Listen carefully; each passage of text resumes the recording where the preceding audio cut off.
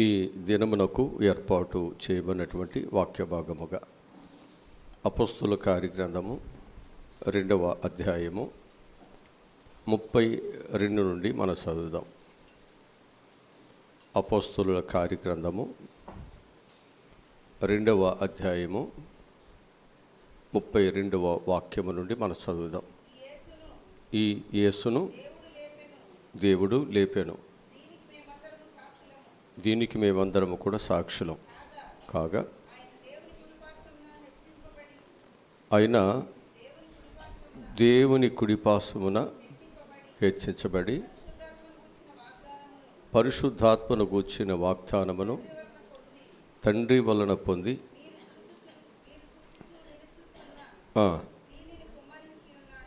దీనిని కుమ్మరించి ఉన్నాడు. చాలు. ఇక్కడ మనము జ్ఞాపకం చేసుకున్నట్లయితే దేవుడు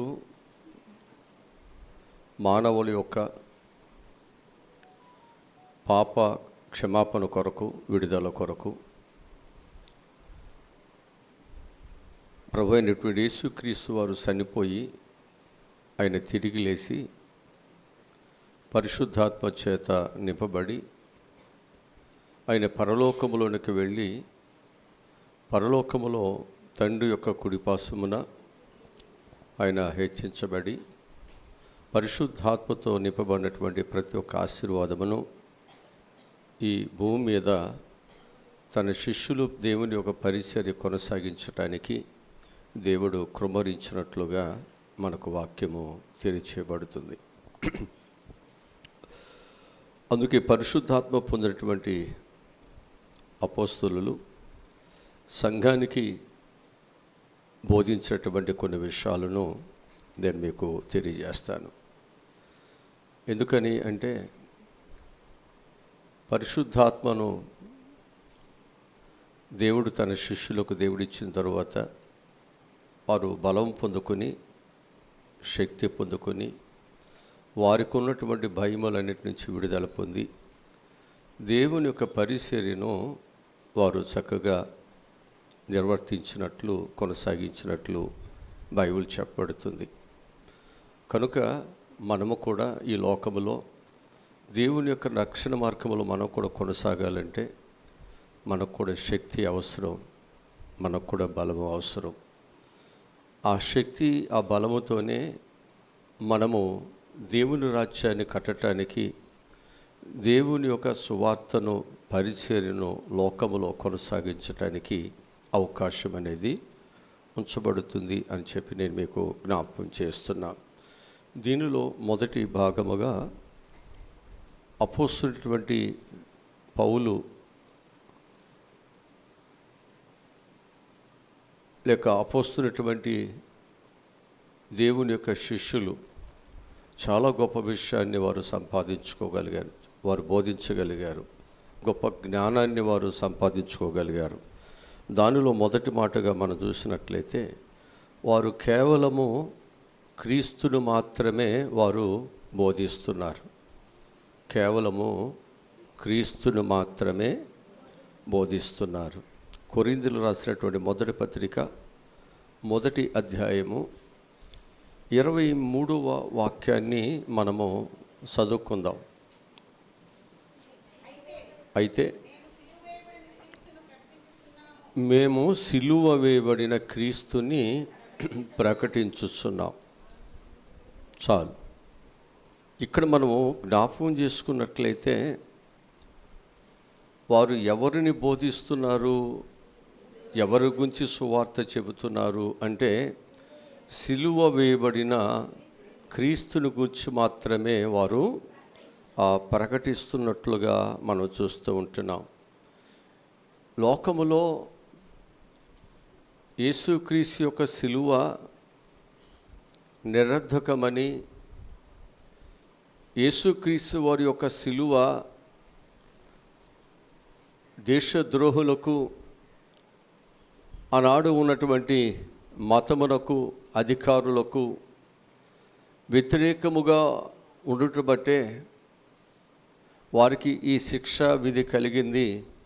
కనుక దానిలో ఏమీ శక్తి లేదు, ఆయనలో ఏమీ బలము లేదు, ఆయన ఏమీ కార్యాన్ని చేయలేరు అని ఒక అపోహను ఆనాడు ఉన్నటువంటి అధికారులు యేసుక్రీస్తు వారిని గూర్చి ఆయన యొక్క సిలువ మరణమును గూర్చి ఆ లోకములోనికి వారు ప్రచురించడం జరిగింది.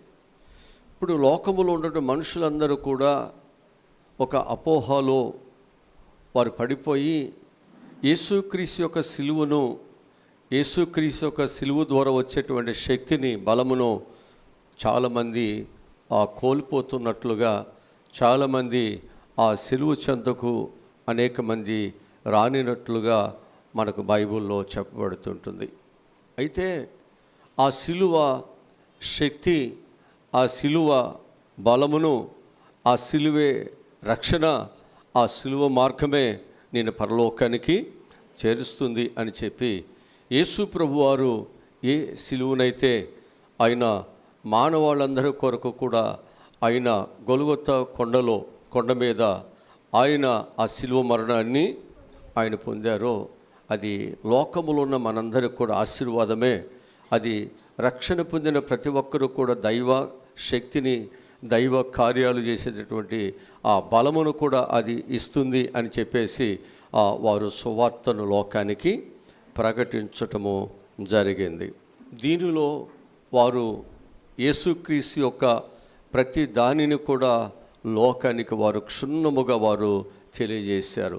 ఆ తెలియజేసినటువంటి ఆ సందర్భములో వారు మాట్లాడుతున్నటువంటి మాటలను ఒక్కొక్కటిగా మనం చూసినట్లయితే క్రీస్తు బోధించారు. దానిలో మొదటి మాట ఏంటంటే క్రీస్తు యొక్క నడవడిని గూర్చి లోకానికి చెప్పారు. యేసు క్రీస్తు యొక్క నడవడిని గూర్చి లోకానికి వారు చెప్పారు. చూడండి, మొదటి కొరింథీయులకు రాసిన పత్రికలో 11వ అధ్యాయము మొదటి వచనమును మనం చదువుకుందాం. నేను క్రీస్తును పోలి నడుచుకొనుచున్నాను, మీరును నన్ను పోలి నడుచుకొనుడి. అంటే ఇక్కడ దేవుని దగ్గరికి వచ్చినటువంటి వారు శక్తి పొందాలి, లేక బలము పొందాలి, అది వారికి ఆశీర్వాదకరముగా ఉండాలి అంటే వారు ఎవరిని పోలి నడవాలి? క్రీస్తును పోలి నడవాలి.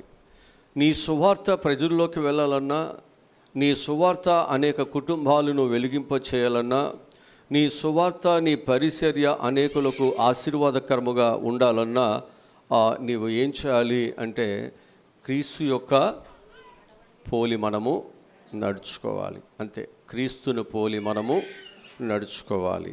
ఏంటి ప్రభు ఏ విధముగా ఆయన నడుచుకున్నాడు, ఆయన మార్గములో ఆయన ఎలాగూ నడుచుకున్నాడు, ఆయన సువార్త పరిచర్యను చేస్తూ ఆయన ఏ విధముగా నడుచుకున్నాడు, ఈ విషయాలన్నీ కూడా మనం తెలుసుకోగలిగినట్లయితే మనము కూడా ఏం చేయొచ్చంటే క్రీస్తును కలిగినటువంటి వారుగా మనము నడుచుకోవచ్చు. క్రీస్తు యొక్క గుణగణాలు కలిగినటువంటి వారుగా మనము కూడా లోకానికి మంచి సువార్తను మనం అందించవచ్చు.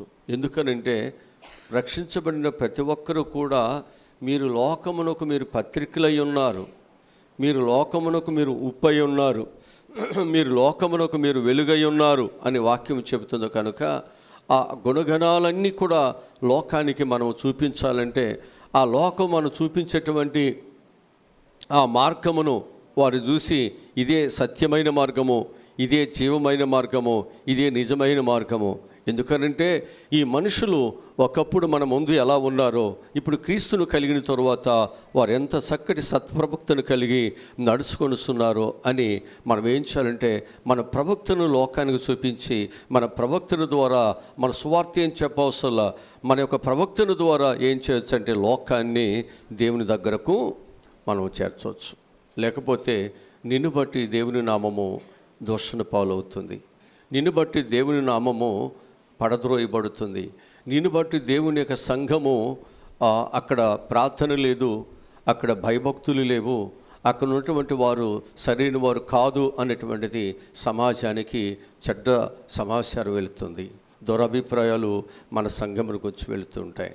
కనుక మన సంఘమునకు ఒక మంచి పేరు లేకపోతే ఒక మంచి స్థితి రావాలి అంటే రక్షించబడినటువంటి మన ద్వారా, మన మార్గము ద్వారా, మన క్రియల ద్వారా, మన తలంపుల ద్వారా ఒక చక్కటి విషయాన్ని ఈ సంఘము నుండి మనము తెలియచేయాలి. అందుకే దేవుడు మనలను ఏర్పాటు చేసుకున్నారు అనే విషయాన్ని నేను మీకు జ్ఞాపకం చేస్తున్నాను.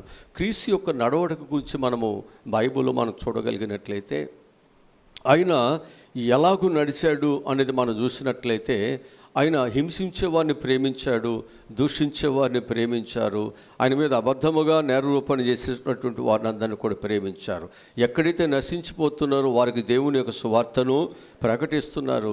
ఎక్కడైతే చీకటి ఉందో అక్కడ వెలుగునివ్వటానికి ఆయన ఆ చీకటిలోనికి వెళ్ళినట్లుగా, ఆ యొక్క ప్రజల్లోనికి వెళ్ళినట్లుగా, ఆ నరహంతకుల దగ్గరికి వెళ్ళినట్లుగా, ఆ వ్యభిచారుల దగ్గరికి వెళ్ళినట్లుగా, ఆయన ఎంత ప్రయాసైనా ఎంత దూరమైన సమాధుల్లో ఉన్నటువంటి వ్యక్తుల దగ్గరికి వెళ్ళినట్లుగా బైబిల్ చెబుతూ వస్తుంది.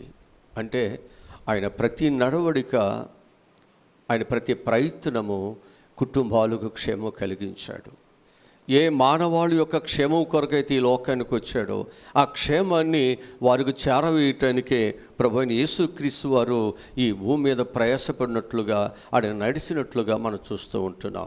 ఇంకా ప్రభు అన్నాడు కదా, ప్రయాసపడి భారం మోయిస్తున్న సమస్త జనులారా నా యొద్దకు రండి, నేను మీకు విశ్రాంతిని కూడా కలుగు చేస్తాను, నా యొద్దకు రండి అని దేవుడు తన యొక్క ప్రయాణములో అనేకులను గుడ్డివారు, కుంటివారు, ఓసకాలు చేతులు కలిగి దయాలు పట్టినవారు, అనేకమైనటువంటి వ్యాధులతో బాధలతో నడిగిపోతున్నటువంటి వారందరినీ కూడా దేవుడు బాగు చేస్తున్నట్లుగా మనం చూస్తుంటున్నాం.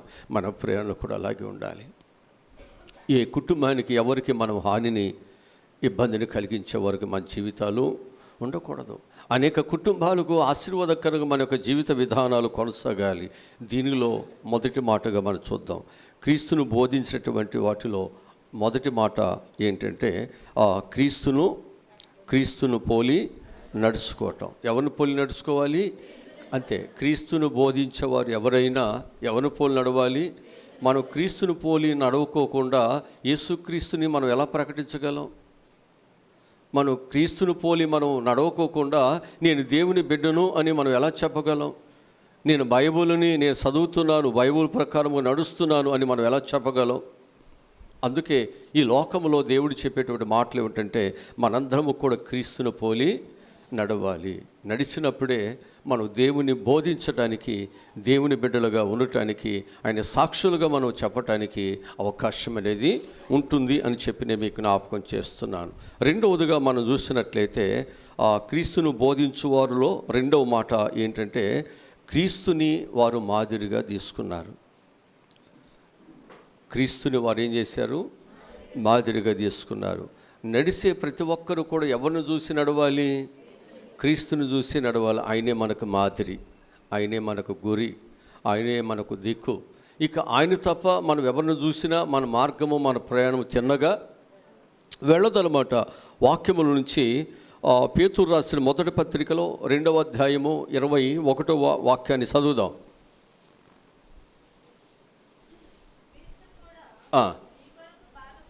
మీ కొరకు బాధపడి మీరు తన అడుగు జాడల యందు నడుచుకున్నట్లు మీకు మాదిరి ఉంచి పోయెను. హల్లెలూయా. ఇప్పుడు ప్రభువు మనకు ఇచ్చినటువంటి మాదిరి ఏమిటి అంటే మనము ఆయన యొక్క అడుగు జాడలలో మనం ఏం చేయాలంట? నడుచుకోవాలి. ఇక్కడ మనం జ్ఞాపకం చేసుకున్నట్లయితే యేసుక్రీస్తు యొక్క మాదిరి ఏంటి? కొట్టువారికి తన ఈపును అప్పగించాడు, పెరుకువారికి తన జుట్టును అప్పగించాడు, దూషించేవారికి తను దూషణకు ఒక మాట కూడా పలకలేదు. ఆయన ఎలాంటి మాదిరి ఉంచాడు అంటే ఆయన దేవుని కుమారుడై ఉండి, ఆయన దేవుని కుమారుడుగా కాకుండా దాసుని రూపమును ధరించి శిష్యుల యొక్క పాదాలను కలిగిన వాడుగా ఉన్నాడు. అలాగనే హింసించేవారి కొరకు ఆయన తండ్రి వీరేమి చేస్తున్నారో వీరు ఎరుగురు కనుక వీరిని క్షమించండి అని ప్రార్థన చేశారు. ఎవరైతే శ్రమలలో బాధలలో ఉన్నటువంటి వారుగా ఉన్నారో వారి దగ్గరికి వెళ్ళి ఆయన సహాయాన్ని అందించినటువంటి వాడుగా మన ప్రభు మనకు కనిపిస్తూ ఉంటున్నాడు. కనుక నీవు నేను కూడా ఎలా ఉండాలి అంటే మనము ఒక మాదిరిని మనము లోకానికి మనం చూపించాలి. ప్రభు ఏదైతే చూపించాడో, ఏదైతే ఒక మాదిరిని ఈ లోకములో ఉంచి వెళ్ళాడో, ఆ మాదిరిని మనము కూడా లోకములు ఉంచి వెళ్ళకపోతే ఆ మాదిరి మనతో అంతమైపోద్ది. ఆ సువార్త మనతో అంతమైపోతుంది. అంతమవటానికి కాదు కదా, దేవుడు నిన్ను రక్షించిన నీతో దానిని సమాధి చేయటానికి కాదు. నీ ద్వారా దేవుని యొక్క సువార్త లోకములకు వెళ్ళాలి. లోకములో ఉన్నటువంటి చీకటిని పారద్రోలి వెలుగు సంబంధులుగా నీ యొక్క జీవితంలో నువ్వు ప్రకాశిస్తున్నప్పుడే కదా లోకమున్నటువంటి చీకటి, లోకమున్నటువంటి సాతాను యొక్క రాజ్యము కూల్చివేయబడేది. మనం మారినంత కాలము, మనం దేవునిని మాదిరిగా పెట్టుకుని మనం నడవనంత కాలము మన జీవితాలలో దేవుని యొక్క మార్గాన్ని మన లోకానికి చూపించలేం. కనుక మనం ఏం చేయాలంటే మనసు మారి మనం రూపాంతరము చెంది మీరు కూడా ఇలాగూ మారండి. ఒకప్పుడు హింసకుడు, ఒకప్పుడు దోషకుడు, ఒకప్పుడు హానికరుడు, ఒకప్పుడు సిలువకు శత్రువు, దేవునికి శత్రువు అతడు. అలాంటి తాను ఇప్పుడు ఏమయ్యాడంటే పాపులలో ప్రధానుగా ఉంచబడినటువంటి ఒక భయంకరమైనటువంటి దేవునికి బద్ధశత్రువుగా ఉన్నటువంటి సౌలు పౌలుగా మారి ఏ సిలువైతే నిరర్ధకం చేయాలనుకుని ప్రభుత్వం ద్వారా అధికారం సంపాదించుకుని ఆ సిలువకు శత్రువుగా మారాడో, ఇప్పుడు ఆ సిలువే శక్తి, ఆ సిలువే రక్షణ, ఆ సిలువే నీ జీవితానికి విడుదలను కలుగ చేస్తుందని ఆ సిలువను తన భుజం మీద వేసుకున్నాడు. యేసుక్రీస్తు యొక్క సిలువను తన మీద వేసుకున్నాడు. ఆ సిలువ కొరకు ఎన్నో శ్రమలు పడటానికి, ఆ సిలువ కొరకు ఎన్నో నిందలు పడటానికి, ఆ సిలువ కొరకు ఎన్నో బాధలు పడటానికి ఆయన తాను తగ్గించుకున్నటువంటి వాడుగా ఆయన సిలువ కిందకు వచ్చినట్లు మనకు బైబిల్ గ్రంథం చెప్పబడుతుంటుంది. నా జీవితాల్లో దేవునిని మనం మాదిరిగా పెట్టుకొని ఒక శత్రువులాగా మనం జీవిస్తుంటే, శత్రువులాగా మనం మాట్లాడుతుంటే, ఒక శత్రువులాగా మన యొక్క జీవిత విధానాలు మనం ఉంచబడినట్లయితే మనం ఏ విధముగా దేవుని బిడ్డలమని మనం చెప్పుకోగలం?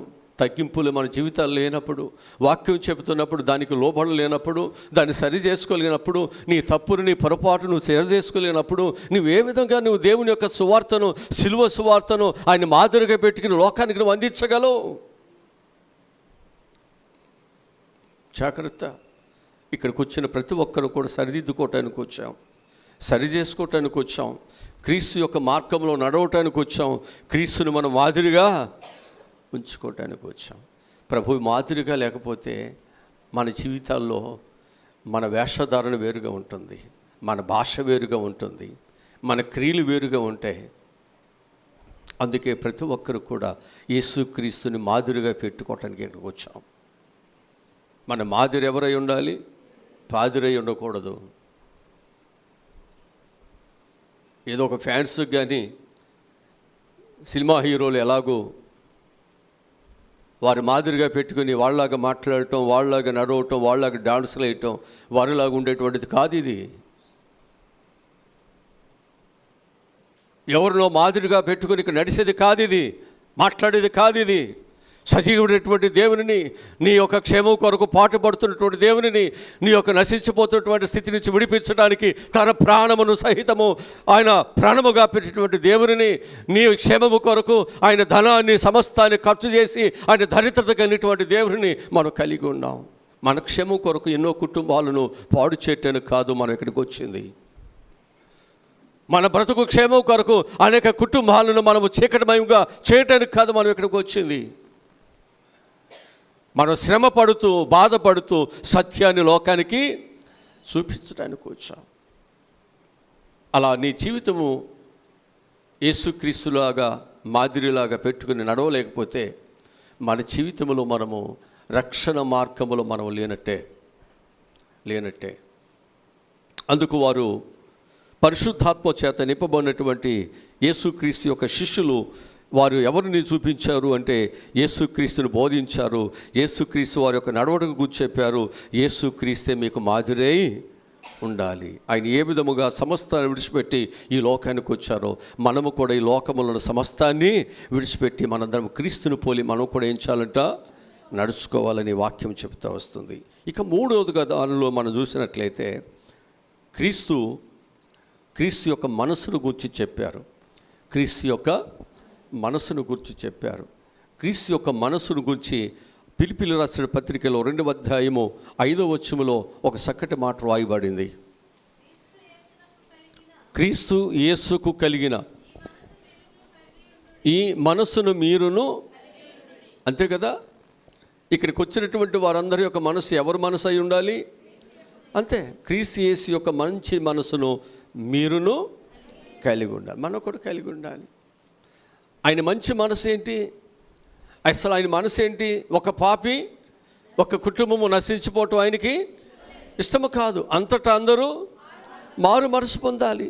కనుక ప్రతి ఒక్కరము కూడా క్రీస్తు యొక్క మనసును మనం కలిగి ఉన్నప్పుడు ఇతరుల క్షేమాన్ని కోరుతాం, ఇతరుల యొక్క రక్షణ కోరుతాం, కుటుంబాల యొక్క భద్రతను కోరుతాం. ఎవరి మీద అసూయపడం, ఎవరి మీద ద్వేషించము, ఎవరికి విరోధముగా మన యొక్క జీవితాలు మనం ఎక్కడ కూడా మాట్లాడటానికి ఇష్టపడం. ఎవరి కుటుంబాల గురించి, ఎవరి బిడ్డల గురించి, ఎవరి భర్తల గురించి, ఎవరి భార్యల గురించి మన జీవితాలు మనం చెడుగా మనం ఎక్కడ కూడా మాట్లాడు. మన పాపులుగా ఉన్నప్పుడు దేవుడు మన గురించి చెడుగా మాట్లాడా? ఆయన పాపులను ప్రేమింపచ్చాడు కదా. క్రీస్తు యొక్క మనసు ఏంటి? తండ్రి వీరేం చేస్తున్నారు, వీరు ఎరుగురు కనుక వీరిని క్షమించండి. క్షమించే మనసు, ప్రేమించే మనసు, రక్షించే మనసు, వారిని చేర్చుకునే మనసు, వారికి ఒక మంచి స్థితిని అందించాలనేటువంటి మంచి మనసు తప్ప ఒక కుటుంబాన్ని, ఒక వ్యక్తిని పాడు చేయాలి, వారు నాశనం అయిపోవాలి, వారి జీవితాలు దరిద్రం అయిపోవాలి, వారి కుటుంబాలు ఇంట్లో ఉండకూడదు, వారు రోడ్డు మీదకి రావాలని కుటుంబాలు పాడు చేసే మనసు మాత్రం దేవుంది కాదు. అది సాతాను మనసు. అది సాతాను మనసు. దేవుని మనసు ఏంటంటే నువ్వు బహుగా ఫలించాలి, నీ జీవితం శాంతి సమాధానంతో ఉండాలి, నువ్వు దరిద్రుడుగా ఉండకూడదు, మనసు మారి రూపాంతరము చెందాలి. ఇలాంటి చక్కటి మనసును మనం కూడా ధరించినట్లయితే మనకు శత్రువులు ఉన్నా వాళ్ళని శత్రువులుగా చూడం, లేకపోతే మనకు ఇబ్బందికరమైనటువంటి పరిస్థితులు ఉన్నా దాన్ని ఇబ్బందిగా ఉంచాం. ఎందుకనంటే క్రీస్తు ఆ శ్రమలలో గుండానే వెళ్ళి ఆశీర్వాదాన్ని సంపాదించుకున్నాడు. ఆ శత్రువుల మధ్యలో గుండానే ఆయన వెళ్ళి ఆయన లోకానికి రక్షణను, తండ్రి యొక్క చిత్తాన్ని నెరవేర్చాడు. మనం కూడా అంతే. చక్కగా ద్వారాలన్నీ తెరవజేసి మీరు చక్కగా దీవించబడండి అని ఎవరు కూడా అనుకోరు. ఒక ఉద్యోగానికి వెళ్ళాలంటే అక్కడ ఉన్నటువంటి ఒక 100 ఉద్యోగాలు అయితే, 100 పోస్టులు అయితే కొన్ని వేల మంది ఏం చేస్తారు, అక్కడ అప్లికేషన్ పెడతా ఉంటారు. వారందరినీ ఓడించి నువ్వేం చేయాలి, ఆ ఉద్యోగం సంపాదించాలి. ఏదైనా ఒక ఆటల పోటీ అయినంతే, విజయం సాధించాలంటే ఎంతోమంది వస్తారు. అంతే విశ్వాస జీవితంలో కూడా అంతే. నువ్వు విజయం సాధించాలంటే ఎంతోమంది శత్రువులు ఉంటారు, ద్వేషించేవాడు ఉంటాడు, ప్రేమించేవాడు ఉంటాడు, నిన్ను ప్రశ్నించేవాడు ఉంటాడు. రకరకాలుగా నీ జీవితంలో అనేకమైనటువంటి పరిస్థితులు ఎదిరించేటువంటి వారు వస్తూ ఉంటారు. ఇవన్నీ ఎదుర్కోవాలి, ఇవన్నీ భరించాలి. ఇవన్నీ భరించిన తర్వాతే నువ్వేం చేయాలి, రక్షణ లోకానికి చూపించాలి. కుటుంబ జీవితంలో కూడా అంతే. ఎన్నో కష్టాలు ఉంటాయి. నేను అర్థం చేసుకునే భర్త ఉండొచ్చు, లేకపోతే నేను అర్థం చేసుకునే భార్య ఉండొచ్చు, నేను అర్థం చేసుకోలేని పిల్లలు ఉండొచ్చు, నేను అర్థం చేసుకునే అత్తమామలు ఉండొచ్చు, నేను అర్థం చేసుకునేటువంటి తోడుకోళ్ళు ఉండొచ్చు, అర్థం చేసుకునేటువంటి అనేక మంది ఉండొచ్చు. భరించాలి. నువ్వేదైతే అనుకుంటున్నావో, నీ నీతి ఏదైతే ఉందో, నీలో ఉన్న యథార్థత ఏదైతే ఉందో, నీలో ఉన్న సత్యం ఏదైతే ఉంటుందో దాన్ని ప్రజలకు తెలియాలి అంటే శ్రమలు పడాల్సిందే, నిందలు పడాల్సిందే, అనేకమైన కష్టాలు కూడా మనం వెళ్ళాల్సిందే. వెళ్ళినప్పుడే కదా నీలో ఉన్నటువంటి సత్యం ఏమిటో, నీలో ఉన్నటువంటి యథార్థత ఏంటో లోకానికి తెలిసేది. అప్పుడే కదా నీ మీద నింద వేసేవాళ్ళు నోరు మూసుకునేది. నీ మీద నింద వేసేటువంటి వాడికి తెలియాలి అంటే ఏం చేయాలి, నీ గురించి అన్ని విషయాలు తెలుసుకోవాలి. తెలుసుకుంటేనే నువ్వేంటో అర్థమవుతుంది. ఈరోజు నేను మీకు జ్ఞాపకం చేస్తున్నాను, యేసుక్రీస్తు యొక్క మనసును అర్థం చేసుకున్నాడు పౌలు. దేవునికి శత్రువుగా ఉన్నప్పుడు, లోకమంతా కూడా ఆయన ఎప్పుడు చనిపోతాడని ప్రార్థన చేస్తున్నారు. ఆయన ఎప్పుడు చనిపోతాడా, మాకెప్పుడు మా సంఘములకు మాకు శాంతి కలుగుతుందని చెప్పేసి అందరూ కూడా సౌలుకి శత్రువుగా వారందరూ కూడా ప్రార్థన చేస్తుంటే, వారి చేతులు ఎత్తుతుంటే, వారి స్వరాలు ఎత్తుతుంటే, దేవుడు మాత్రం అంటున్నాడు, నీవెవరువయ్యా అంటే, నీవు హింసిస్తున్న యేసునయ్యా. దేవుని యొక్క వెలుగు చూసి 2 కళ్ళు పోగొట్టుకుని పడిపోయినటువంటి వాడుగా ఉన్నటువంటి వాడిని ఒక సేవకుడి దగ్గరికి తీసుకువెళితే, సేవకుడు అంటున్నాడు, అయ్యా ఇది ఈయన కొరకు ప్రార్థన చేయమంటే, ఇతని కొరకు నేను ప్రార్థన చేయను, ఇతడు సామాన్యమైన వాడు కాదు. ప్రభు అంటున్నాడు, అతడు ఒకప్పుడు లాంటి వాడు కాదయ్యా, ఇప్పుడు మారిపోయాడు. ఇప్పుడు అతను నా పని కొరకు నేను వాడుకోవాలి, నీవు ఆ కుమారుడి కొరకు ప్రార్థన చేయమంటే అతను చూపు కొరకు ప్రార్థన చేశారు. దేవుని యొక్క మనసు ఏంటో తెలుసా? నిన్ను మార్చుకుని తన బిడ్డగా తన పని కొరకు ఆయన వాడుకోలేని మనసు తప్ప, నిన్ను నరకములనుకో, నిన్ను శత్రువుగా నిన్ను దూరపరచుకోలేని కాదండి. మన సంఘము కూడా అంతే. దూరం అయిపోయిన వారందరూ దేవుని మధ్యలోకి రావాలి. ప్రతి సమస్య పరిష్కరించుకోవాలనే వచ్చిన దగ్గర నుంచి తాపత్రయత, వచ్చిన దగ్గర నుంచి ప్రయాస అందుకొరకే. తిరిగి ఏ నిందాస్పదముగా ఈ సంఘం ఉందో, తిరిగి ఈ సంఘము ఈ గ్రామానికి తనమాలికగా, ఇదొక తల్లి సంఘముగా దీనికి ఉన్న పేరుని మళ్ళీ మనం నిలబెట్టాల్సి ఉంది. ఒక తరములో ఏమీ లేని దరిద్రులే కావచ్చు, ఈ తరములో మనకు అన్నీ ఉన్నటువంటి సమృద్ధి కలిగిన వారుగా మనం నిరూపించుకోవాలి. ఎల్లకాలం దరిద్రులుగా, ఎల్లకాలం ఏమీ లేనటువంటి వారుగా, ఎల్లకాలం నిందాస్వాదము కలిగిన వారుగా మనం ఉండటానికి దేవుడు మనల్ని ఏర్పాటు చేసుకోలేదు. ఇవాళ మన జీవితాల్లో ఎంతో మార్పు మనం చూస్తున్నాం. మన వస్త్రాల్లో కానీ, మన ఆహారంలో కానీ, మన గృహాల్లో కానీ, మన ఇంట్లో వస్తువుల్లో కానీ, మన బిడ్డల చదువులు కానీ, మన ఇంట్లో ఉన్నటువంటి అనేకమైనటువంటి పరిస్థితులు కానీ చాలా మార్పు చూస్తున్నాం. ఒకప్పటికి ఇప్పటికి ఎంతో మార్పు మన జీవితాలు చూస్తున్నాం. నీ ఆధ్యాత్మిక జీవితంలో కూడా అది దేవుడు చూస్తున్నాడు. మార్పు కావాలి. దేవుని మందిరానికి వస్తే మన ప్రార్థనలు చేసుకుంటే ఉద్యోగాలు, సంతానం అభివృద్ధి, మంచి గృహాలు, మంచి వస్తువులు, మంచి ఆరోగ్యాలు ఇవే కాదు, వీటితో పాటు నీ ఆధ్యాత్మికుడి జీవితంలో కూడా మార్పు అనేది కావాలి. నీ సంఘములో మార్పు కావాలి. ఇక్కడ ఒక మార్పు కలిగేటువంటి బిడ్డలుగా మనందరం కూడా పాటుపడాలి. దీని కొరకు ప్రయాసపడాలి. ఇక్కడ వ్యక్తుల కొరకు, మనుషుల కొరకు, లేకపోతే మన యొక్క ఇంటి పేర్ల కొరకు కాదు ఇక్కడ మనం ప్రయాసపడేది. కేవలం మనం దేవుని కొరకు మాత్రమే. మనందరం దేవుని సంబంధులమి. దేవుని కొరకు మనం పాటుపడినట్లయితే ఖచ్చితంగా దేవుడు మనకు సహాయమును చేస్తాడు. అదే ఆయన మనస్సు. అన్యుడని లేదు, గ్రీస్తు చేసేవాడని లేదు, హింసించేవాడని లేదు, ద్వేషించేవాడని లేదు, ప్రభు మీద ఉమ్మేసేవాడని లేదు. అందరి కొరకు ఆయన ఏం చేస్తున్నాడు? పాటుపడుతున్నాడు. అంతటా అందరూ మారు మనసు పొందాలి. ఎంత మంచి మనసు అండి ఆయనది.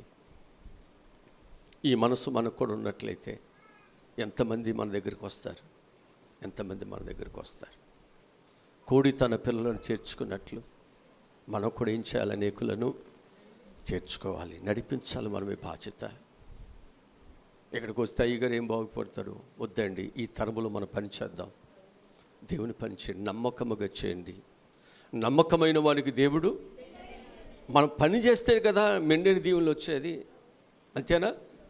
ఇప్పుడు నేను పని చేయటానికి వచ్చినప్పుడు ఇంతమంది ఇంత వెసులుబాట్లు ఎన్ని ఉన్నాయా? పని చేయాలి. బీడు భూములు దున్ని దానిలో పంట పండించాలన్నప్పుడు కష్టాన్ని, శ్రమలు చూడు, అక్కడ ఎంత పంట వచ్చిందని చూడు. తరువాత సమృద్ధి అనేది కష్టము తరువాత, అందులో ఉన్నటువంటి అన్నీ పోయిన తర్వాత అప్పుడు నీ గిన్నె నిండి పొర్లుతుంది. దాన్ని చూసి ఏడవకూడదు. దాని వెనక ఎంత కన్నీరు, దాని కొరకు ఎంత కష్టము, ఎంత శ్రమ ఉంది. బిడ్డలు కని పెంచి పెద్దవాళ్ళు చేసినప్పుడు ఎంత శ్రమ ఉంటుందో, తర్వాత తల్లిదండ్రులు కూర్చుని తింటుంటే ఏడవకూడదండి. ఆ శ్రమకు ప్రతిఫలమే ఈరోజు మనం కూర్చుని తినాలి. అదే ప్రతిఫలం ఎవరైనా ఆశించేది? ఎల్లకాలం ఇలాగ ఉండాలి ఎవరు కోరుకో కదా. దేవుని యొక్క మంచి మనసు కూడా అదే. మీరు మొదట ఒకవేళ శ్రమ పడుతున్నారేమో, ఈ శ్రమ ఎనతగినది కాదు. ఆ తరువాత దేవుడు నిన్ను సువర్ణముగా, దేవుని ఆశీర్వాదాలు దేవుని ఎక్కిపోతున్నాడు. వాగ్దాన దేశంలో దేవుడు తీసుకువెళ్తానన్నాడు. కన్నీరు వేదన లేనటువంటి దేశంలోకి నీకు తీసుకువెళ్తానన్నాడు. కానీ ఎన్నో శ్రమలు, ఎన్నో బాధలు, రోజు రోజు గండాలే కదా, రోజు రోజు బాధలే కదా. అవన్నీ దాటిన తర్వాతే కదా దేవుని ఆశీర్వాదాలు, సుఖముతో కూడినటువంటి జీవితం నీకు ఇచ్చేది. అది చూసి ఏడవద్దండి, అది దేవుడిచ్చే ఆశీర్వాదం. నీ ప్రార్థనకు, నీ కన్నీటికి, నీ సత్యానికి దేవుడిచ్చేటువంటిది. నువ్వు మంచిగా ఉన్నప్పుడు దేవుడు ఏమన్నాడు? బలా నమ్మకమైన ఆస్వాదిస్తాను అన్నాడు కదా. మనం ఏడవకూడదండి, ఏడవకూడదు అస్సలు. ఎట్టి పరిస్థితులు అలా ఏడుస్తూ ఉంటే వాళ్ళకి మనం బుద్ధి చెప్పాలి మనం. అలా ఒకవేళ తెలుసో తెలియక అజ్ఞానములు ఉంటే, లోకములో ఉన్నట్లయితే, అపవాది వాళ్ళ ద్వారా దేవుడి సంఘంను పాడు చేయాలనుకుంటే వాళ్ళకి మనం బుద్ధి చెప్పాలి. సత్యములో ఉన్నాం, వెలుగులో ఉన్నాం, దేవుని యొక్క మార్గంలో ఉన్నాం, ఆయనను గురి పెట్టుకుని ఉన్నాం, ఆయన యొక్క బిడ్డలుగా మన యొక్క జీవితాల్లో మాదిరి కలిగి మనం బ్రతుకుతున్నప్పుడు మనం ఏం చేయాలంటే, ఆ మాదిరి లేకుండా ఉండేటువంటి వారికి మనం ఏం చేయాలంటే దేవుని యొక్క మాదిరిని మనం చూపించాలి. అప్పుడే వారు ఏం చేస్తారు? వారి పొరపాట్లను వారు సరి చేసుకోగలుగుతారు అని చెప్పి నేను మీకు జ్ఞాపకం చేస్తున్నాను. కనుక క్రీస్తు యొక్క మనసు ఎలాంటిదన్నమాట? శత్రువులను ప్రేమించేది, తండ్రి యొక్క చిత్తాన్ని నెరవేర్చేది. తండ్రి యొక్క చిత్తము ఎన్ని శ్రమలైనా, ఎన్ని బాధలైనా పడేటువంటిది. ఆ మంచి మనసుతో మన జీవితాలు మనం ముందుకు వెళ్ళినట్లయితే, కష్టపడేవాడు ఎప్పటికైనా సుఖపడతాడు, కష్టపడేవాడు ఎప్పటికైనా అతని జీవితాల విజయాల్ని సాధిస్తాడు. అందుకే ప్రతి ఒక్కరూ యేసుక్రీస్తు వారు శ్రమ అనేటువంటి ఆయుధమును నేను ధరించుకున్నాను గనక మీరును ఇట్టి ఆయుధమును ధరించుకొనండి. శ్రమ అనేటువంటి ఆయుధమును నమ్ముకోగలిగినట్లయితే ఆ శ్రమ ఒకరోజు నీ జీవితంలో ఒక గొప్పవానిగా చేయబోతుంది. చదువుకునేవాడు చదువుకోకుండా, రోజు వర్క్ చేయకుండా, అది పెద్ద శ్రమ బాధ అనుకుని ఆ రోడ్లో తిరిగితే ఉంటే రేపొద్దున్న వాడికి ఏం బాగుపడతాడండి? ఇక్కడికి వచ్చిన మనం కూడా అంతే. కుటుంబ జీవితంలో ఎన్నో కష్టాలు ఉంటాయి, బాధలు ఉంటాయి. అవన్నీ భరించుకోకుండా రేపొద్దున నీ పిల్లలకి నువ్వేమి భవిష్యత్తుని ఇవ్వగలుగుతావు? ఏమివ్వగలుగుతావు? కనుక మన జీవితాల్లో మనందరం కూడా నేర్చుకోవాల్సింది ఏంటంటే, క్రీస్తు యొక్క మనసును మనందరము కూడా కలిగి మనము కూడా ముందుకు వెళ్ళినట్లయితే, దేవుడు ఏం చేశాడు? ఆయన సమాధుల నుండి కుళ్ళిపోనికోకుండా దేవుడు ఎలా పైకి లేపాడు. గోతులో పడిపోయినటువంటి యోసేపుని ఏ విధంగా పైకి, అంతేనా? యోబు యొక్క శరీరము కుళ్ళిపోయింది, పురుగులు పట్టింది. ఏమన్నాడు? ఆ పురుగులతో మాట్లాడుతున్నాడంట, నా శరీరము మీకు ఆహారముగా దేవుడు ఇచ్చినప్పుడు నేను ఎందుకు మీకు అడ్డుపడాలి? దేవుని చిత్తము జరిగించటానికే నన్ను దేవుడు ఏర్పాటు చేసుకున్నాడు. కనుక దేవుని చిత్తము జరగటానికి మీరు ఎన్ని శ్రమలు పెట్టినా, మీరు ఎంతగా నా శరీరాన్ని గాయపరిచినా, నా శరీరంలో మాంసాన్ని మీరు తినివేసి ఎముకలు మీరు మిగిల్చినా, నేను తండ్రి చిత్తాన్నే నెరవేరుస్తాను. అదే కదా క్రీస్తు యొక్క మనసు. ఆయన పొందిన దెబ్బల చేత మనకు స్వస్థత కలగాలి, ఆయన మరణము చేత మనం ఏమవ్వాలి? తిరిగి పాపముల నుండి మన విడుదలను పొందాలి. అందుకే కదా ఆయన చనిపోయింది, అందుకే కదా ఆయన దెబ్బలు తిన్నది, అందుకే కదా ఆయన అన్ని శ్రమలు మన కొరకు పడింది. మరి క్రీస్తు యొక్క మాదిరి మన ఎదుట ఉండాలిగా. ఆ మాదిరిని మనం కూడా కలిగి జీవించాలి కదా. ఒకవేళ ఇక్కడ నేను దేవుని వాక్యముతో ఒకవేళ మాట్లాడుతున్నప్పుడు, ఈ వాక్యము నీకు తగిలినప్పుడు నువ్వేం చేయాలి? సరి చేసుకోవాలి తప్ప దాని మీద తిరుగుబాటు చేస్తే నీ క్షేమమా? ఆ వాక్యానికి నువ్వేమైనా లోబడినట్లా? ఆ వాక్యానికి నువ్వే లోబడలేదనుకోండి, మనం ఇతరులకు మనం ఏం చెప్పగలం? ఇతరులు మనం ప్రశ్నిస్తే వారికి మనం ఏం చెప్పగలం? జాగ్రత్త. సరి చేసుకోవటానికి దేవుడు అవకాశం ఇచ్చినప్పుడు మనం ఏం చేయాలంటే, దేవుని గద్దింపులకు మనం ఏం చేయాలి? లోబడాల్సిందే. అందుకే యేసు ప్రభువు వారు ఏమన్నాడంటే, నీ చిత్తమే నా పట్ల నెరవేర్చునని అన్నాడు. దేవుని చిత్తం నెరవేర్చబడినట్లయితే, దేవుని యొక్క చిత్తానుసారంగా మనం నడుచుకోగలిగినట్లయితే, దేవుని యొక్క ఉద్దేశ ప్రకారముగా ఆయన కలిగినటువంటి మనసుతో ఒకవేళ మనం బ్రతకగలిగినట్లయితే, దేవుడు నిన్ను విడిచిపెడతాడా? బలా నమ్మకమైన ఈ కొంచెములో నమ్మకముగా ఉన్నావు కనుక నేను అనేకమైన వాటి మీద అధికారిగా చేస్తాడు దేవుడు. ఒక రోజు ఉంది, నీ భక్తికి ప్రతిఫలము, నీ కన్నీటికి ప్రతిఫలము, నీ శ్రమకు ప్రతిఫలం వచ్చేటువంటి రోజు ఒక రోజు ఉంది. నీ జీవితంలో సుఖము, వేదన, ఈ యొక్క వేదనతో కూడినటువంటి పరిస్థితులు దేవుడు తీసివేస్తాడు. దేవుడు ఒక మంచి జీవితాన్ని దేవుడు మనకి ఇవ్వబోతున్నాడు. దేవుడు మంచి చేస్తాడని ఇక్కడ ఉందాం. దేవుడు నా పట్ల మంచి కార్యాలు చేస్తాడని ఇక్కడ మనం ఉండాలి. అలా ఉన్నవాడే ఎన్ని శ్రమలైనా, ఎన్ని బాధలైనా భరించగలుగుతాడు. సుఖం కొరకు పాటుపడేవాడు దేవుని పనికి పనికిరాడు. సుఖ సౌఖ్యాల కొరకు ఆరాటపడేటువంటి వాడు దేవుని పనికి అతడు పనికిరాడు. స్వార్థము కొరకు, తన కొరకు, తన ఆశ కొరకు, తన యొక్క లాభ అపేక్ష కొరకు ప్రయాసపడేటువంటి వాడు దేవుని పనికి పనికిరాడు. మొదట ఆయన నీతిని, రాజ్యమును వెతికినప్పుడు నీకు ఏ సమృద్ధి కావాలో, నీకు ఎలాంటి జీవితం కావాలో దేవుడు ఇస్తాడు. ఇస్తాడా? ఇస్తాడండి, ఇస్తాడు. ఇదే ఇంట్లో నేను ఎన్ని పాములు, వర్షం వస్తే ఎంత భయంకరంగా ఆ ఇల్లు ఉండేదో, ఆ ఇంటి నిండా చెదలు,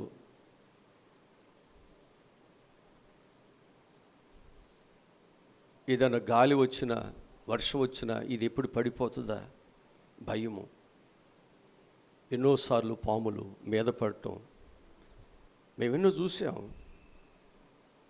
ఈరోజు ఆ భయమే లేనటువంటి స్థితి. ఇవాళ ఏమంటారు, అయ్యగారికి మంచి ఇల్లు, చక్కగా ఏసీలో పడుకుంటున్నాడండి. శ్రమ పడిన మీదట సువర్ణముగా మారుస్తాడు. దేవుడు మార్చేవాడు ఉన్నాడండి. మన దేవుని కొరకు సేవ చేస్తున్నప్పుడు, దేవుని కొరకు నమ్మకం ఉన్నప్పుడు మనకేం కావాలో దేవుడు ఇవ్వడా? ఇస్తాడు. మన ముందు దేవుని పని చేస్తే మనకు దేవుడు ఏం కావాలని ఇచ్చేవాడు మన దేవుడు. ఇచ్చేవాడు మన దేవుడు. నీవు ఫలింపజేసేవాడు, నీ కన్నీరు తుడిచేవాడు, నీకు మంచి భవిష్యత్తుని దేవుడు అనుగ్రహించేవాడు. ఒక మంచి దేవుని మనం కలిగి ఉన్నాం. ఆధార్యం చెందవద్దు, పరిస్థితులు చూసి ఆధార్యం చెందవద్దు. దేవుడి నీ పక్షాన కార్యాన్ని హల్లెలూయా, హల్లెలూయా. నాలుగోదిగా చూసినట్లయితే వారు ఏమి బోధించారు అంటే క్రీస్తు యొక్క ప్రేమను గురించి లోకానికి బోధించారు. ఏం బోధించారు? క్రీస్తు యొక్క ప్రేమను బోధించాడు. 1 యోహాను పత్రికలో 3వ అధ్యాయం 16 వచ్చి చదువుదాం. 1 యోహాను పత్రిక 3వ అధ్యాయం 16 వచ్చి చదువుదాం. ఆయన మన నిమిత్తము తన ప్రాణం పెట్టిన కనుక దీని వలన హల్లెలూయా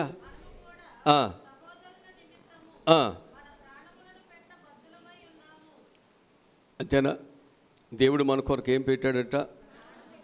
ప్రేమ. ప్రాణమును పెట్టడం వల్ల దేవుని యొక్క ప్రేమ ఎలాంటిదో అని లోకము తెలుసుకోవాలి.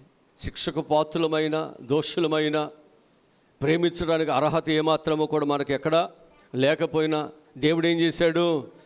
నిన్ను ప్రేమించాడు.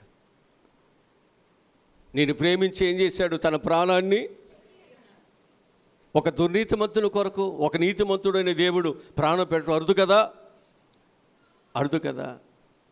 దేవుడు అంత గొప్ప కార్యాన్ని మన పట్ల జరిగినప్పుడు మనం కూడా ఏం చేయాలి? అనేక మంది నశించిపోతున్నారు, లోకములు ఉన్నారు. దేవుడు ఏమంటున్నాడు కంటే ఒక పాపి నశించిపోవడం దేవునికి ఇష్టము కాదనుకున్నప్పుడు మనకు కూడా ఏమై ఉండాలి? మనకు కూడా ఏమై ఉండాలి? ఒక పాపి నశించిపోవటం మనకు కూడా ఇష్టముగా ఉండకూడదు. మనం కూడా ఏం చేయాలి? ఆ పాపిని వెదకి దేవుని ఎదుకు నడిపించడానికి మనం కూడా ఏం చేయాలి? క్రీస్తుని బోధించాలి. క్రీస్తు యొక్క మార్గమును వారికి చూపించాలి. క్రీస్తు యొక్క మాదిరిని వారి ఎదుట మనం పెట్టాలి. ఎలాగూ మనము క్రీస్తు యొక్క మనసు ఉందో అది వారికి చూపించాలి. అలాగనే క్రీస్తు యొక్క ప్రేమ ఎలాగూ మన పట్ల ఉన్నదో అది వారికి చెప్పాలి. నేను కూడా ఒకప్పుడు పాపిగా ఉన్నప్పుడు దేవుడు నా కొరకు ఏం చేశాడు? తన ప్రాణాన్ని పెట్టాడు. ఈరోజు నేను ఈ విధంగా మంచివాడుగా ఉన్నాను. ఈరోజు మీ ఎదుట ఈ విధంగా నేను మంచి మార్గాన్ని చూపిస్తున్నానంటే ఒకప్పుడు నేనే మంచివాడినేమి కాదు. ఒకప్పుడు దౌర్భాగ్యునే. ఒకప్పుడు నేను కూడా లోకమును వెంబడిస్తూ ప్రేమిస్తూ తిరిగినటువంటి వాడినే. ఈరోజు ఎందుకు ఆ లోకమును నేను వేరే, ఎందుకు నేను దేవుని యొక్క సిలువ సువార్తను ఎందుకు మీకు ప్రకటిస్తున్నాను అంటే దేవుని యొక్క ప్రేమ నాకు అర్థమైంది. ఆ ప్రేమ నన్ను బలవంతం చేసింది. ఆ ప్రేమే ఈరోజు నీ యొద్దకు నడిపించింది. శారీరకం నువ్వు నాకు శత్రువే కావచ్చు, శారీరకం నీకు నాకు అసలు పడినటువంటి పరిస్థితే కావచ్చు, కానీ క్రీస్తు యొక్క ప్రేమ ఏంటంటే నీవు నశించిపోవటం ఆయనకి ఇష్టము కాదు కనుక అందుకే దేవుని ప్రేమను బట్టి నేను నీ దగ్గరకు రాగలిగాను. దేవుని ప్రేమను ఎదుట చూపించగలుగుతున్నాను. నువ్వు ఎంతగా నన్ను ద్వేషిస్తున్నా, ఎంతగా నీవు నన్ను నిందిస్తున్నప్పటికీ కూడా నేను నీ కొరకు ప్రార్థనలు నేను చేస్తున్నాను, నేను ప్రేమిస్తున్నాను అంటే ఇది నా దేవుని యొక్క ప్రేమ మాత్రమే. హల్లెలూయా. ప్రేమ ఏం చేస్తుంది? సహిస్తుంది. ప్రేమ ఏం చేస్తుంది? ఓర్చుకుంటుంది. ప్రేమ ఏం చేస్తుంది? భరిస్తుంది. ప్రేమ. ప్రేమ ఆ ప్రేమ లేనటువంటి వారే జీవితాల్లో ఒకరికొకరు ద్వేషించుకోవటం, ఒకరికొకరు కొట్లాడుకోవటం, ఒకరికొకరు వేరుగా ఉండటం. ఈ ప్రేమ కలిగిన మనసే మనలో లేకపోతే మనం దేవుని పనిని, దేవుని సంఘాన్ని మనం ఎలా కట్టగలం?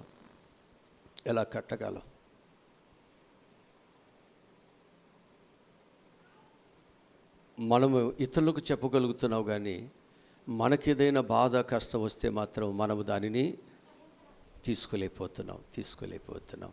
ఇలాగూ ఉన్న మన జీవితాల్లో మన సంఘానికి ఏ విధంగా ఉపయోగపడగలం? దేవుని పరిచర్యకు మనం ఏ విధంగా ఉపయోగపడగలం? అందుకే దేవుడు సమరయల దగ్గరికి వెళ్ళాడు, అంతేనా? ఆయన తిట్టేవారి కొరకు, కొట్టేవారి కొరకు, హింసించేవారి కొరకు, అందరి క్షేమం కొరకు ఆయన ఏం చేశాడు? ఆయన ప్రార్థన. అదే ఆయన ప్రేమ. దేవుడు లోకముని ఎంతో ప్రేమించాను కాగా తన అద్వితీయ కుమారుని ద్వారా విశ్వాసముంచు ప్రతివాడును నశింపక నిత్య జీవం పొందినట్లు ఆయనను మనకు మనకేనా?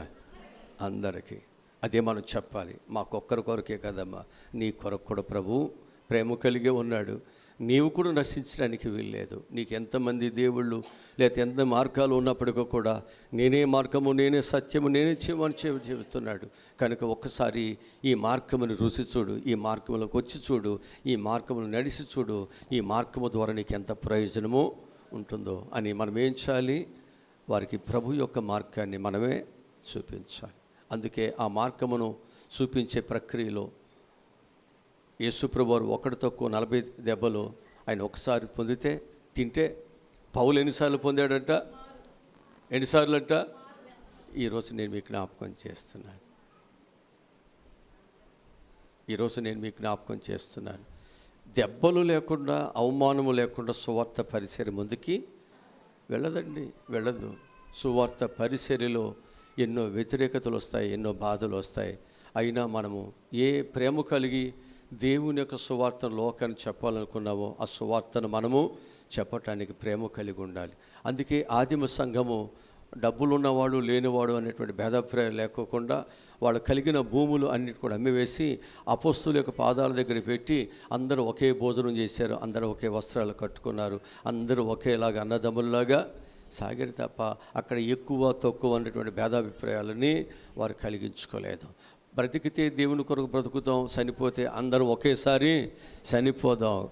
బ్రతుకుట క్రీస్తు కొరకే, చావైతే ఆ సమర్పణ, ఆ బోధ ఆ సంఘానికి వారు నేర్పించారు. కాబట్టి సంఘం అంతా ఏం చేసింది? దైవజనులు చెప్పే బోధను అంగీకరించారు, ఇది వాస్తవమని. ఆ వాస్తవంలోనికి వారు ఏం చేశారు? ప్రయాణము చేసి వారు దేవుని కొరకు తమను తాము అర్పణగా, బలిగా అర్పించుకున్నారు. అదే దేవుని రాజ్యం కట్టడం, అదే దేవుని సువార్త పరిచర్య చేయటం. మనం ఇతరులకు మనం ఏం చేయాలి? మాదిరిగా మనం ఉండాలి. ఆ విధానాన్ని మనం ఎప్పుడైతే అనుసరిస్తున్నామో దేవుని ఆశీర్వాదాలు మన మీదకు వస్తాయి. ఇక్కడ మనం 5వదిగా మనం చూసినట్లయితే క్రీస్తు యొక్క మరణమును గూర్చి వారు బోధించారు. దేని గురించి బోధించారు?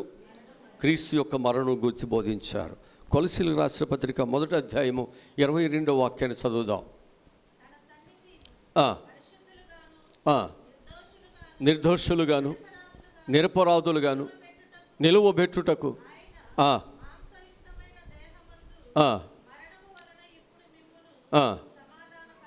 హల్లెలూయా. ఇప్పుడు మరణమందు దేవుడు ఏం చేశాడు? సమాధానపరిచాడు. ఆయన చనిపోకపోతే మనకు సమాధానం దొరికేటువంటిది కాదు. ఇప్పుడు ఆయన ఒక మరణం మనకేమో దొరికింది, సమాధానము దొరికింది. కనుక అందుకొరకు మనం ఏం చేయాలంటే ఆయన మరణాన్ని గురించి లోకానికి చెప్పాలి. అంతే. లోకం ఏమనుకుంటుందంటే ఆయన ఏదో దేశద్రోహం అండి, ఏదో మతద్రోహం అండి, అతను ఏదో అధికారులకి వీళ్ళందరికీ కూడా అతను శత్రువుగా చేయొద్దన్న పని చేస్తున్నాడండి, అందుకే అతనికి మరణశిక్ష విధించడం జరిగింది ప్రభుత్వం అని చెప్పేసి ఆయన మీద అనేకమైనటువంటి అపోహాలను లోకంలో తీసుకువెళ్తుంటుండగా, లేదు ఆయన మరణించడానికే వచ్చాడు, ఆయన దెబ్బలు తినటానికి వచ్చాడు, ఆయన అవమానపరచబడటానికి వచ్చాడు, నీ యొక్క పాప స్థానంలో ఆయన నిలబడి నీకు విడుదలను ఇవ్వటానికి ఇచ్చాడు. మనకు సమాధానం ఇవ్వటానికి ఆయన వచ్చాడు. మనకు సమాధానం వచ్చాడు. సమాధానం ఇవ్వాలనుకునేవాడు ఏం చేస్తాడు? ఇరువురు మధ్య నలిగిపోవటానికి ఇష్టపడతాడు. ఇరువురికి న్యాయం చేయటానికి అవసరమైతే ఆయన చనిపోవటానికైనా ఇష్టపడుతున్నాడు. అంతే తప్ప వారిని అడ్డం పెట్టుకుని లాభం సంపాదించుకోవాలి, వారిని అడ్డం పెట్టుకుని నేనేదో లాభప్రాప్తం అవ్వాలని దేవుడు రాలేదు. ఆ ఇరువురికి ఉన్నటువంటి సమస్య ఏదైతే ఉందో, ఆ సమస్య వారికి శాంతి సమాధానము లేకుండా ఏదైతే ఉందో దానిని తీసివేయటానికి ఆ పాపాన్ని తన మీద వేసుకుని మనకు విడుదలను కలుగజేశాడు. ఈరోజు మనందరము కూడా గొప్ప సమాధానముతో మన జీవితాలు ఉంచబడుతున్నాయి. ఆ మరణమే లేకపోతే ఈరోజు మనకి ఈ భయము, ఈ కన్నీరు, వేదన మనకేం చేసేది? శాంతి సమాధానము లేకుండా చేసేది. ఆ మరణమే ఈరోజు మనము శాంతితో సమాధానంతో దేవుడు ఉన్నాడు, ఆయన ఏ విధముగా నా కొరకు చనిపోయి, ఏ విధముగా నా పాపములు అన్నిటి నిమిత్తమై ఆయన వెలను చెల్లించడానికి తను అప్పగించుకుని, ఏ విధముగా ఆయన ఆ సమాధి నుండి ఆ పునరుద్ధానముగా బయటికి వచ్చాడో, ఒకరోజు దేవుడు నన్ను బయటికి తీసుకొస్తాడు. ఈ కష్టాల నుండి, ఈ బాధ నుండి దేవుడు నన్ను విడుదలను కలుగు చేస్తాడు. ఆ మరణం అదే మనకు చెబుతుంది. ఆ మరణం ద్వారానే ఈరోజు మనం ధైర్యంగా ఉన్నాం, ఈరోజు మనం బలము కలిగి ఉన్నాం, ఈరోజు మనందరం కూడా శక్తి కలిగి ఉన్నామని చెప్పి నేను మీకు జ్ఞాపకం చేస్తున్నాను. కనుక ప్రియ దేవుని బిడ్డలారా, క్రీస్తు యొక్క ప్రేమను గురించి చెప్పారు, క్రీస్తు యొక్క మరణము గురించి చెప్పారు, యేసు క్రీస్తు యొక్క పునరుత్థానం గురించి లోకానికి చెబుతున్నారు. ఒక మాట చూపిస్తాను. అపోస్తలుల కార్యగ్రంథం 2వ అధ్యాయము 24 వచ్చి చదువుదాం.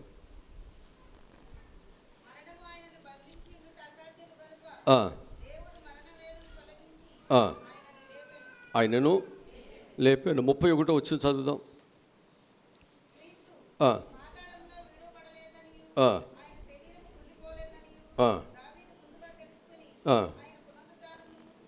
చాలు.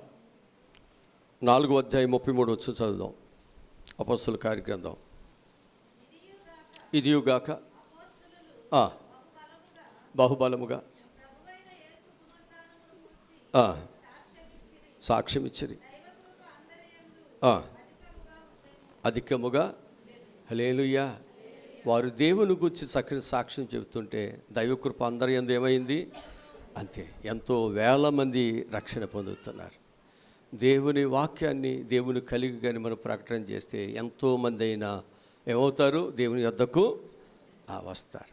లెక్కకు మించి దేవుని మందిరానికి వస్తారు. మనం దేవుని బిడ్డలుగా ముందు మనం ప్రవర్తిస్తే ఆ వెనుక దైవ ఆశీర్వాదం తప్ప, దైవ వెలుగు తప్ప, దైవ కృప తప్ప మరొకటేది ఉండదు. అందుకే మనం మనస్సు మారి రూపాంతరము చెందాలి. రెండో మాట ఏమిటంటే, క్రీస్తు యొక్క పశ్చాత్తాపము, మారు మనసు కొరకు సువార్త అందించారు. మొదటి మాటలోనే ఇన్ని చెప్పాను. రెండో మాట ఏమిటంటే, పశ్చాత్తాపము, మారు మనసు గురించి వారు ఏం చేశారు? బోధించారు. అపోస్తలుల కార్యగ్రంథము 3వ అధ్యాయము 19, 20, 21 వచ్చిన చదువుదాం. 20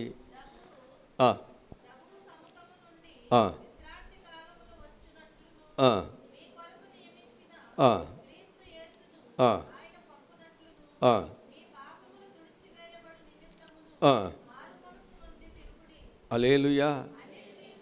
అన్నిటికీ కుదుటపాడు కాలం వచ్చునని పలికించాను. అంతవరకు ఆవశ్యకము.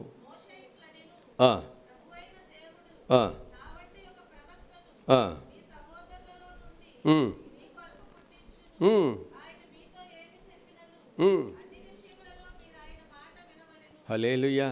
అంతే మనం చేయాలి. అన్నిటినీ సరిచేయటానికి వచ్చిన వాడు మాట్లాడుతున్నప్పుడు ఏం చేయాలి?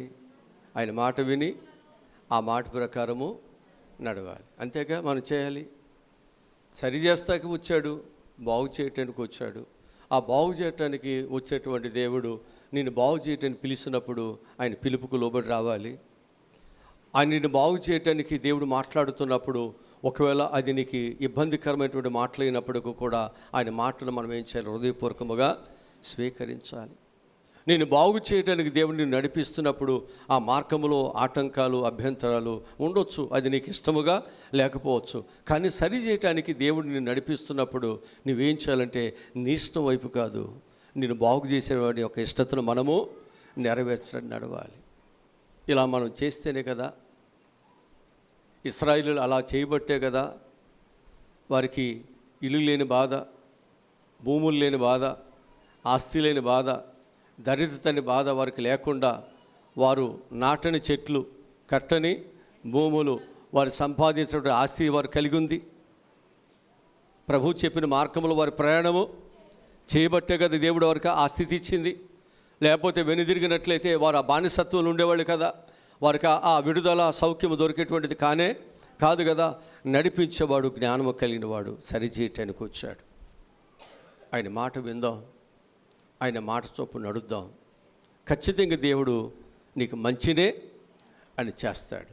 ఆయన మాట నీకు మంచిని చేస్తుంది. ఆయన చెప్పిన మార్గము నీకు మంచినే చేస్తుంది. అది ఎవరికి కూడా చెడు చేసేటువంటిది కాదు. కనుక మనందరం కూడా ఏం చేయాలంటే, నీకు చెడు చేసే మార్గం ఏదైతే ఉందో అది విడిచిపెడదాం. దుష్టుల ఆలోచన చొప్పున నడవక, పాపుల మార్గములో నిలవక, అపహాసకులు కూర్చునే స్థలంలో కూర్చోక, మనందరము కూడా దేవుని మార్గం ఏదైతే ఉందో ఆ మార్గములో మనము పాపమును విడిచిపెట్టేవారుగా, పరిశుద్ధతను కోరుకునేవారుగా, వాక్య అనుభూతిని కలిగి బ్రతకాలనుకునేవారుగా, నరకము నుండి తప్పించబడే పరలోకాన్ని సంపాదించుకోవాలనేటువంటి ఆశ కలిగినటువంటి వారుగా మనందరం ఉండగలిగినట్లయితే దేవుడు నీకు మంచి భవిష్యత్తుని ఇస్తాడు. ఒక మాట చెప్తాను.